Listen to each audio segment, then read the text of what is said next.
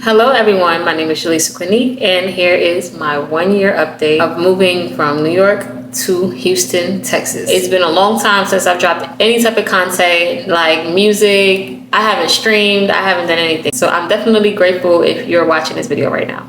Honestly, I ramble a lot, so I had to really plan this one out, organize exactly what I wanted to say so I can get straight to the point. I have 4 topics that I want to address.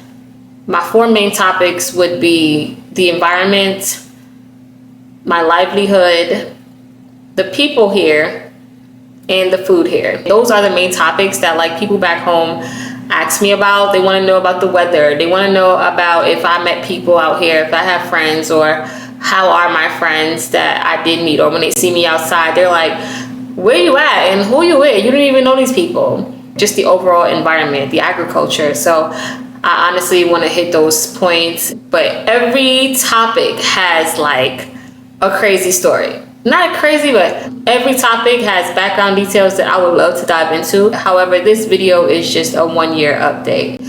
I definitely will be coming back and giving you guys details, like real life details of my experiences out here. Okay, I will still give you guys some, but for the most part, let's just get straight into it, the differences. Let's talk about the environment. So it's so spacious out here. It's so much space to drive. It's so much space to walk. Parking, there's so much parking spots, just everything, like the highway. I call it the highway. They call it the freeway. But even that, there's so many lanes. There's probably 4 to 6 lanes going in each direction. Whereas in New York, we have 2 to 3 lanes going in each direction. And the lanes are not even as wide. Again, parking and the stores, every store out here is in a little mini mall, a mini mall complex. It's like that in Atlanta too. I noticed that. So, but yeah, in New York, you got stores, and then you got a bus stop in front of the store, and then you got people apartments on top of the stores, and then you got the train in front of the store, and then the school next to the store. It was crazy. It's crazy. So that's one of the main differences that I peep, and I do like that. That is a pro for me. Just having that space and that ability to breathe. I love to be able to breathe. And then there's nature, it's a lot of greenery. There's so many trees. You're not just driving in New York. If you see a bunch of trees, it's what we at? Where we at? We need to get up out of here. There's no buildings. There's no lights. It's too quiet. You know what I'm saying? So out here, it's definitely a different vibe. You're going to see trees. You're going to see grass. You're going to see land, open land. And I think that's cool. I think that's great. Just better breathing. You know what I'm saying? Better air for me. The weather. So yes, it be hot out here. It gets hot, especially in the summer. I definitely survived my first summer in Houston. It was crazy. Okay. And my birthday's in the summer, so I'm here trying to look good. I got all these extensions in my hair and stuff like that. It was so hot. It was so hot. It was so hot. But again, the weather is kind of back and forth. I can't say when it rains, it pours for real. Like Nicki Minaj say, when it rains, it pours for real. And my car is pretty low. I have a low car. So it's kind of scary sometimes driving on that highway. Most of the time I take a back block at this point. I'm taking back blocks. I'm learning the streets and all that because I can't really be on the highway like that. It's just too much. What else? But again, as far as it getting cold, when I first moved out here last year, around December, the 3rd week in December, it was we had something called a freeze. And a freeze is when the temperatures drop, but it was really it was no snow. So it was 30 degrees and it was just really cold. But to them, it's a state of emergency and you need to stay in the house and don't move and do all these things. But I got my biggie and shit, so I was just out here. What else? Yeah, parks and stuff like that. We have a lot of parks in New York, I can't lie. But the parks here are big. All their parks here are kind of Central Park. How Central Park go on for blocks and blocks and blocks. Their parks are huge like that. I just go to like one park for real. Like that park, I know a little bit about it. I try not to go too late or whatever, but I like to go there, read my book, or sometimes just lay in the grass and just chill. It's nice outside and whatever the case may be. So next, my livelihood. Now, as far as my livelihood, just like where I've been living and the jobs that I've worked and, just having a car now because I didn't have a car back at home. So yeah, I've lived in 2 different apartments out here since I moved here. I can say that having a pool is pretty cool. Like once you have a pool, like in New York, you aspire to have a pool where you live, but then once you have the pool, you just got the pool. And it's kind of like, well, I don't even really use the pool. Like when I was in my first apartment out here, I was in my apartment for about 6 months before I actually got into the pool, which was crazy to me. But yeah, it is definitely nice. It's definitely a luxury. I can say that much.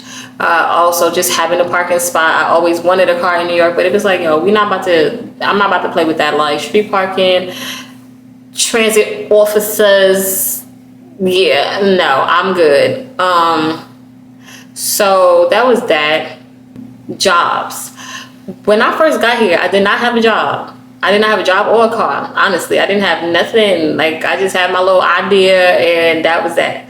So I didn't have a job. I didn't have a car. And at first, when I got here, I worked at a bar. It was like a bar, little spot.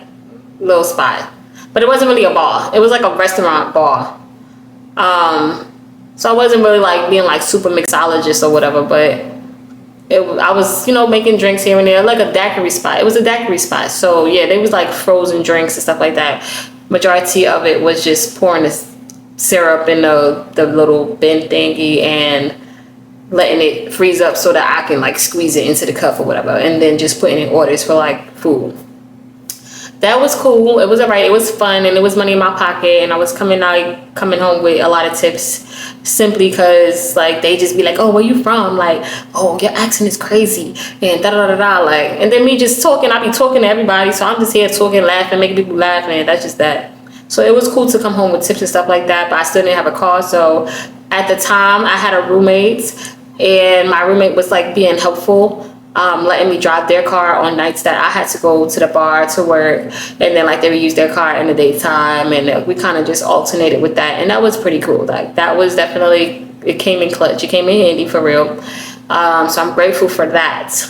And then I eventually met people there, and they would like take me home sometimes, or I would just take a cab. But it's like rare to take an Uber out here because everyone here has cars. So like if you have to take an Uber, it's kind of like you're waiting 20 minutes for an Uber. I didn't like that. Also, just I feel like out here is different. Like in New York, you have to have a TLC license to drive Uber. Out here, anybody with a car can drive Uber, and people out here can have guns. So I didn't want to get in nobody's car. Like I just didn't want to get in anyone's car. Yeah, my camera died. While I was working at the daiquiri spot, I was waiting on like 2 different jobs to call me back that I really did want, that I felt like I had like more background experience in. And for the most part out here, it's kind of like you a bottle girl or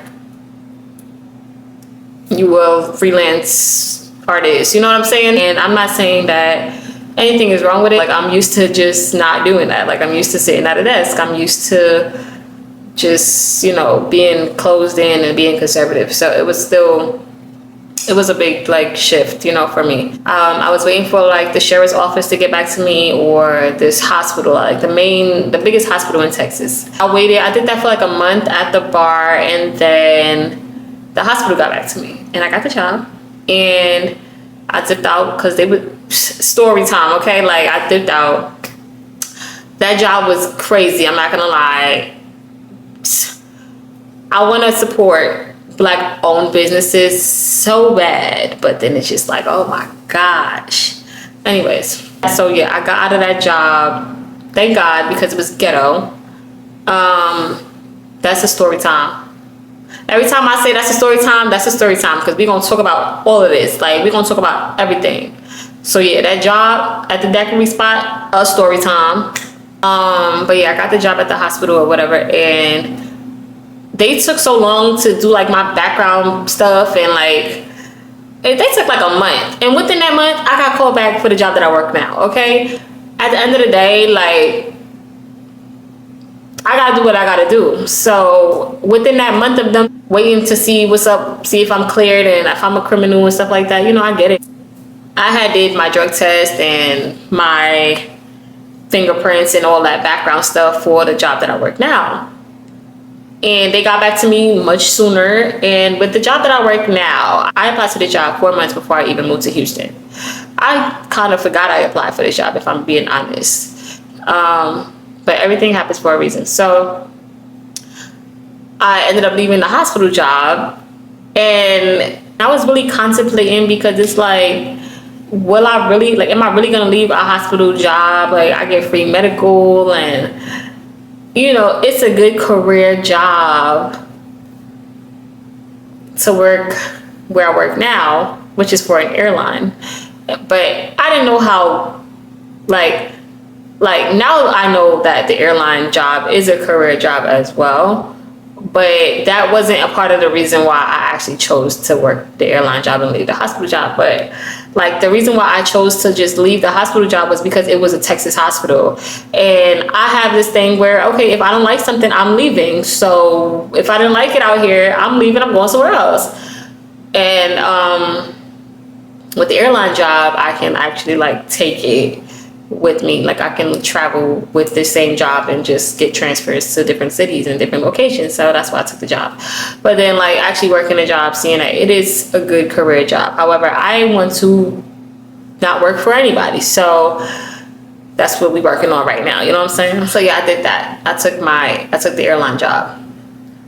The hospital job was cool. It was very family oriented, and it was like a lot of older married people there. And I think it was cool. I don't think it would have been as messy as my current job. I can say that much. But with any job, there's going to come some ups and then some downs, some pros, some cons, some good, some bad. My job now was also paying more. And so, yeah. Now, my job now, I work for an airline. And it is a very, very, very different experience for me. I've never worked at an airport. Just how they do everything, just from the way that we get paid, and the like how often we get paid, and like how we get our schedules, and having to like bid for days, and seniority. Like, and it's not like a seniority like, okay, we working in an office job and like we have people that's been there for years, and you come in and you know you at the bottom of the barrel. No, this job, like, you at the bottom of the bottom of the bottom of the barrel. You gotta stay late. They don't care if you was already working 16 hours. If they tell you gotta stay, you gotta stay. You got 6 months probation. It's crazy. I'm not gonna lie. I've never been like in anything like this. I know like CO, like correctional officers, they have 2 years of probation. In New York, Rikers Island, you got 2 years probation. So that is also like kind of crazy, but that's more like, that's federal, you know what I'm saying? Like, sorry y'all. But yeah, like, you gotta do that. Like, but overall, I'm grateful. You know what I'm saying? Like, I've watched myself elevate and just being able to get the things that I need to survive. You know what I'm saying? Like, I've basically worked on getting all of my necessities to make sure that I can like have a smooth transition out here into a new city and stuff like that. People. So about the people here.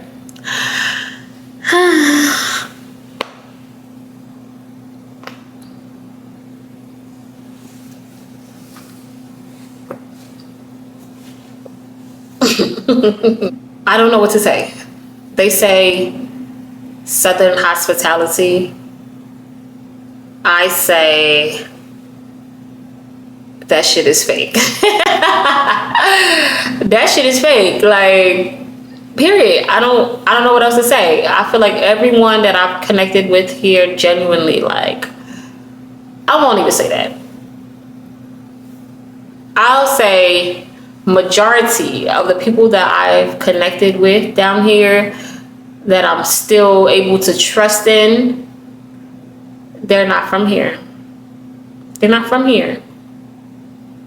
They're not Houstonians. Like, they're not Texas natives. Like, they aren't. And that's not to say like everyone in Texas is like this and everyone is like that, but my experience has not been the best, and it sucks because they're so nice. And that's one thing, like, they are so nice. Everyone here is so nice. Very different from Atlanta. Everyone there is so mean, but I would rather someone be like mean, and if they just don't like you, they let you know that. You know what I'm saying? Don't pretend. I'm not a pretender. I am not a pretender. I am not a pretender. Like, so that's what that is.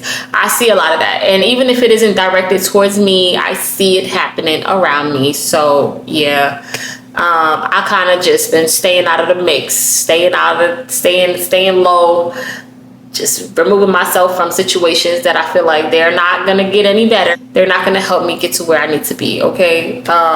I can see that from a mile away, especially with the past that I've had. Story times on that. I'm gonna need like a whole video. I'm gonna definitely need to do a whole video on just the people that I met here, because that is something else. Like, that is a story in its own. That is a story in its own.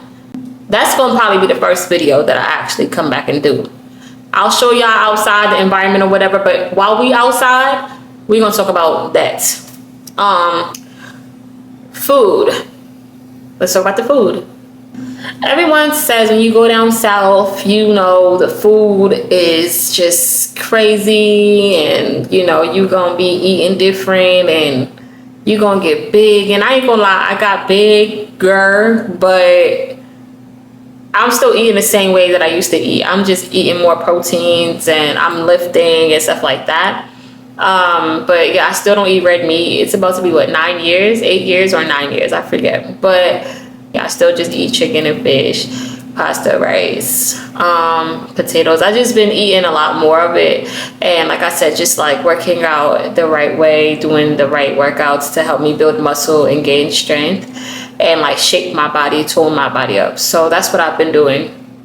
But I definitely do see how much of a difference it is out here. Like, there's something called like boudin. It's like a rice sausage with meat in it. Pause. I never ate it though, but I don't know. They said they have like shrimp boudin, and I want to try it just cause, but like, I don't know if it has like pork casing. So I still got to do my research on that. They fry everything out here. I've had fried pickles out here. It's cool. I like those. But they fry everything out here, and I do think it's a bit unhealthy. But however, it's none of my business. People live how they want to live, eat what they want to eat. I got my shit in my house, and I cook the majority of the time. I cook my own food. It's a bar everywhere. Like, you know how in New York it's a liquor store and a church everywhere? It's a bar out here everywhere. Everywhere is like a spot. Everywhere is a lit spot to go and hookah and Sunday fun day and brunch, and like, it's a brunch spot everywhere, bro. It's crazy. It's crazy. Like, they got so much energy out here. Like, and I know, like, I'm from a city that never sleeps, where obviously there's so much energy, but like, it's so much energy out here. It's different. Like, it's different.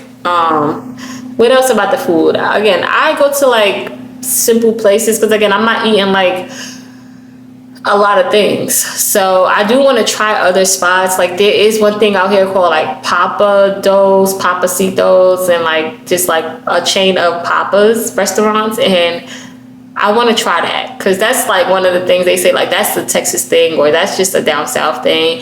It's like out here in New Orleans, I guess they have this connection. I fly out a lot, and I've yet to go to New Orleans. I'll probably just go to New Orleans for like a day trip and see what's up with that food out there. But yeah, it's cool. Like, it's all right. But you know, everyone is used to what they used to. So like, if you grow up eating like this, and I grew up eating like this, I'ma feel like, okay, well, that's not it, or this ain't that, you know what I'm saying? Like, you're gonna feel like, okay, well, she used to that. So that's just what it is. I have no desire to transform my palate. I think I'm doing well for myself, And that is just that. Now that we hit the main topics of everything, I want to basically touch up on, again, why I came out here and what I'm doing now. Just revisiting my 2-month update and the things that I had planned to do. I just want to like touch up on like the accomplishments that I did make, the things that didn't go as planned, things I wish I'd done differently, things that you should probably look into if you decide that you want to move to Houston or move to another state, period. Especially for the reasons that I moved. One, I moved out here to work on content, like I said, with a photographer friend that I had.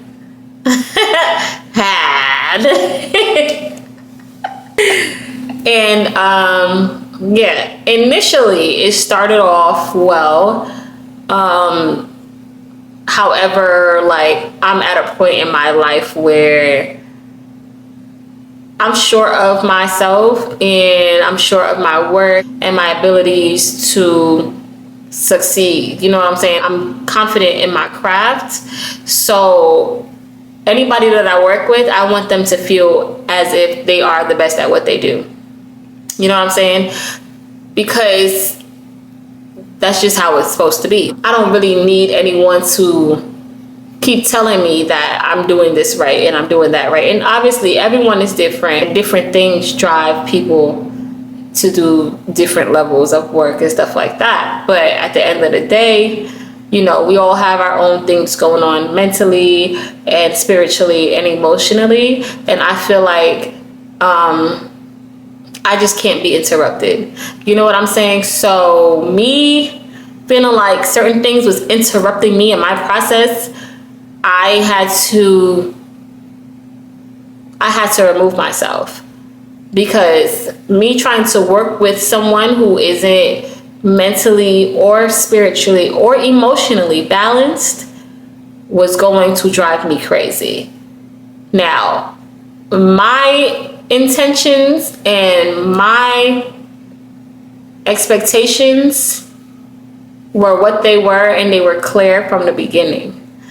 I can't say that for everyone else. You know what I'm saying? So yeah, like me trying to be nice and me trying to be respectful at all times, because everybody knows that I can be disrespectful. I feel like I was putting my feelings aside, and I feel like I was making myself uncomfortable to keep other people comfortable.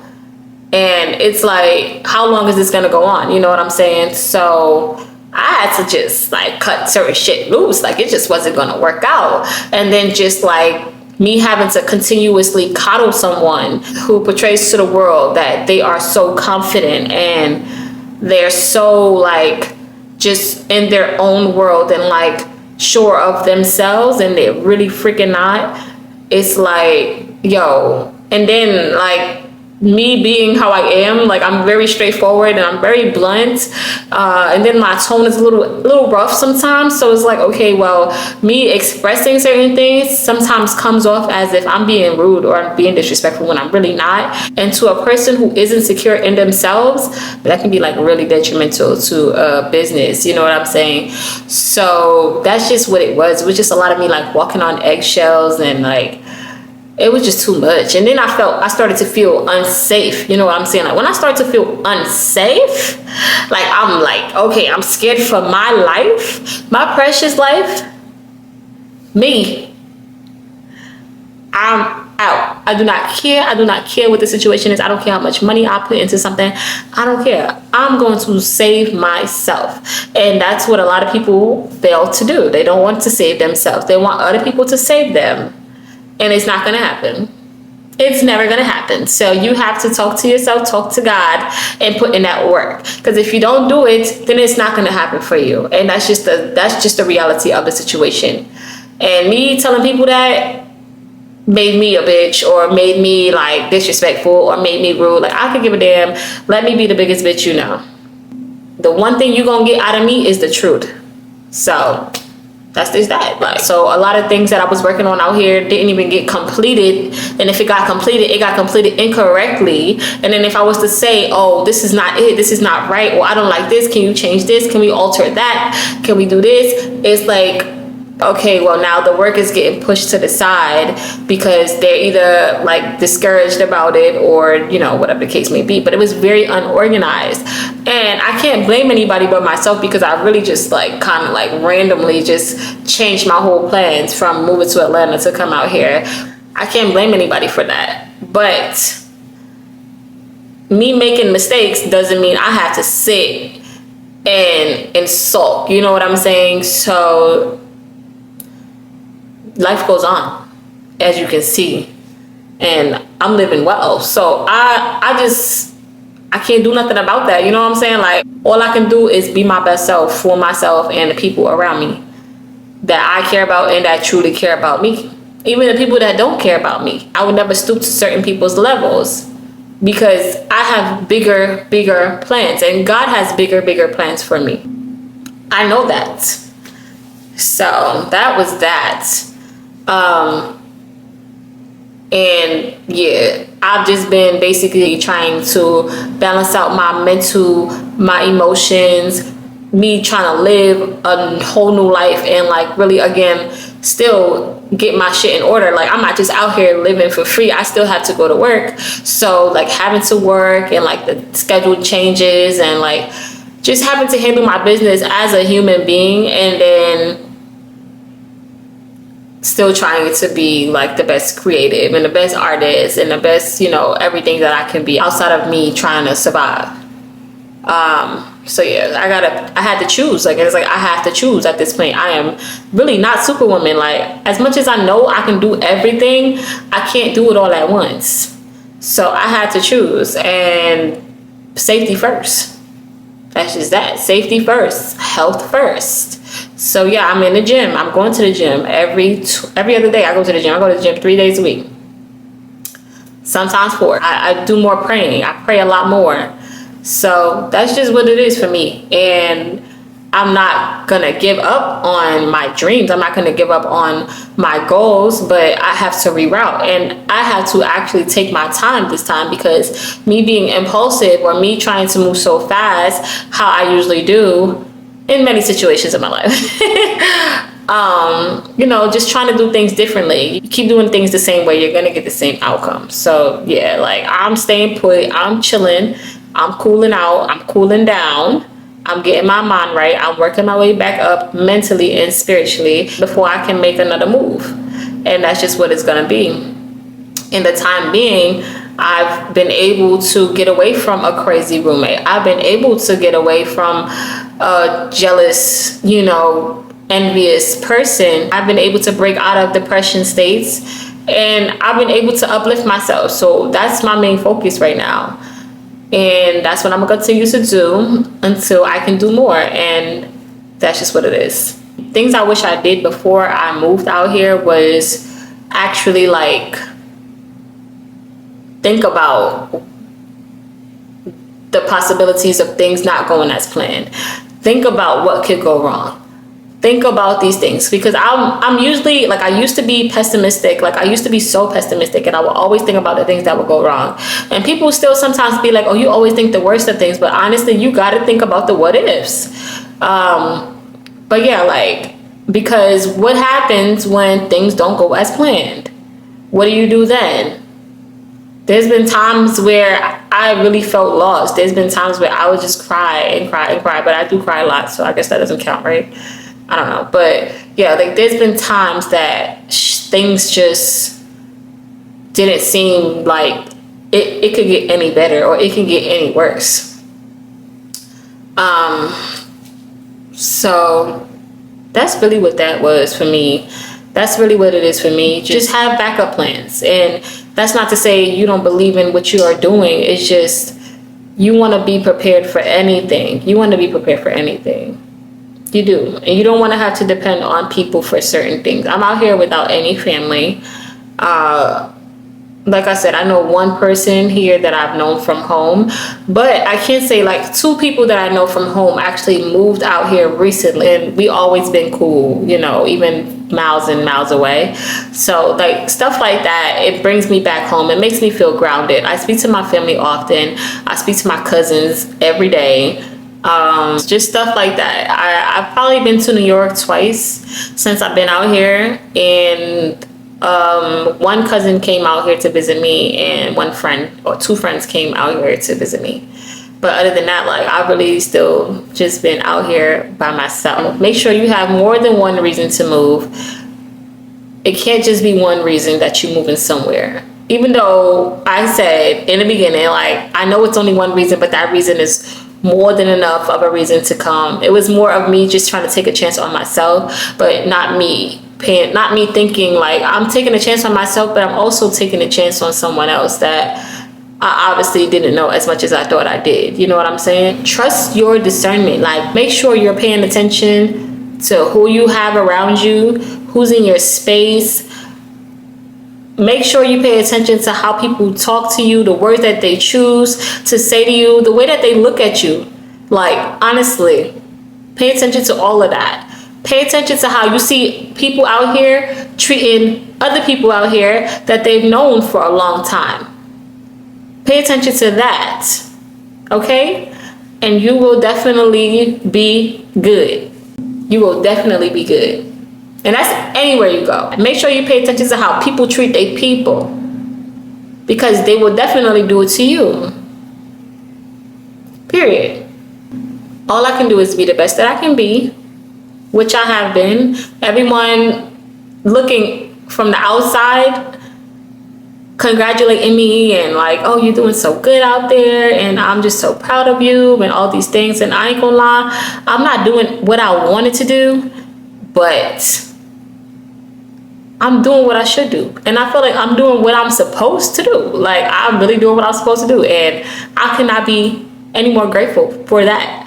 I'm grateful for all of it. Like, honestly, like all the things that I've been through out here, I can't wait to get into details, but like all the things that I've been through out here has really shaped me and molded me. And like people who know me from home, like people who know me from moving around and all the other things that I've been through in life, like when I say that ain't have nothing on me coming out here and dealing with the stuff that I had to deal with, it's crazy to me. And just being able to always land on my feet, oh my goodness, every single time, glory be to God. I cannot stress it enough.